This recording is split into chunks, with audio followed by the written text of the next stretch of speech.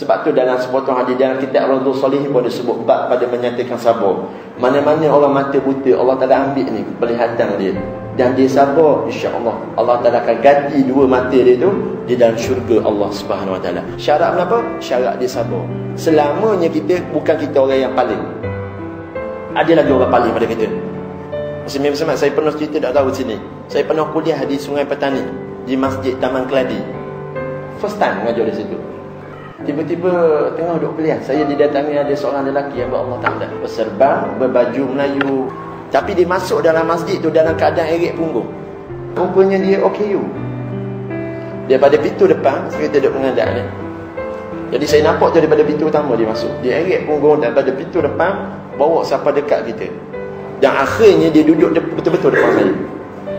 Senyum manis muka, berserban, duduk tengok kuliah kita ni. Dia ganggu. Bukan ganggu kuliah kita, dia ganggu hati kita. La ilaha illallah. Orang yang kaki cacat boleh mari kuliah, boleh khabar tangga Masjid Taman Keladi, tiba-tiba boleh mari kuliah sebegitu. Saya letak saya lah. Saya tak kata ke orang lain, saya kata aku ni kalau derhaka pada Allah Ta'ala, akulah makhluk paling celaka sekali.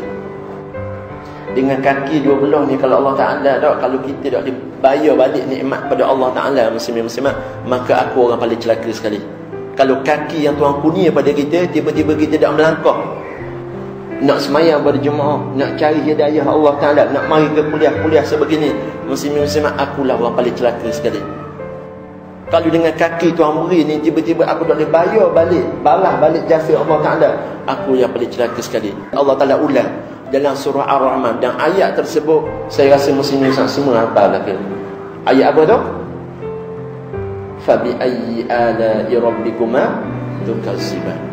Tuhan tanya kita tu. Tuhan tanya kita. Tuhan sebut marajal bahrain yaltaqiyan bainahuma barzakhun la yabghiyan. Fabi ayyi ala'i rabbikuma tukazziban. Yakhruju minhuma al-ma'u wal-marjan. Fabi ayyi ala'i rabbikuma tukazziban. Tuhan tanya kita, Tuhan tanya, Tuhan sebut nikmat dia, Tuhan tanya kita, nikmat mana lagi aku berimu wahai manusia yang nak mendustakan? Adakah kaki kita tu ada harga untuk kita bayar? Adakah mata ni yang Tuhan beri pada kita, dia ada harga yang boleh kita bayar? Muslim-muslimat, wallahi ni semua gift yang Allah Ta'ala beri pada kita, yang sepatutnya balas kita kepada Allah Ta'ala dengan taat kepada dia. Itu yang sepatut, yang lebih afdalnya, dan hak tu yang lebih aulanya. Pesan tadi untuk saya dan untuk muslimin-muslimat, banyak-banyak kita takut pada Allah Subhanahu Wa Ta'ala.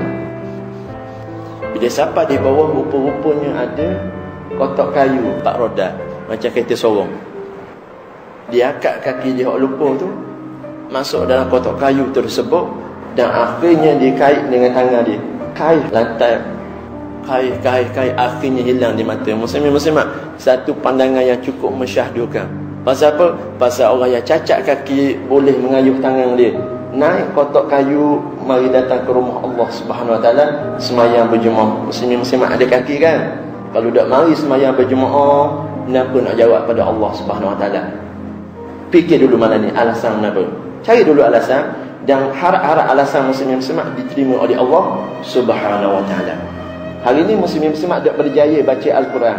Muslimin-muslimat cari dulu alasan, pasal apa aku tak mau baca Al-Quran, dan kenapa aku asingkan diri aku daripada belajar Al-Quran.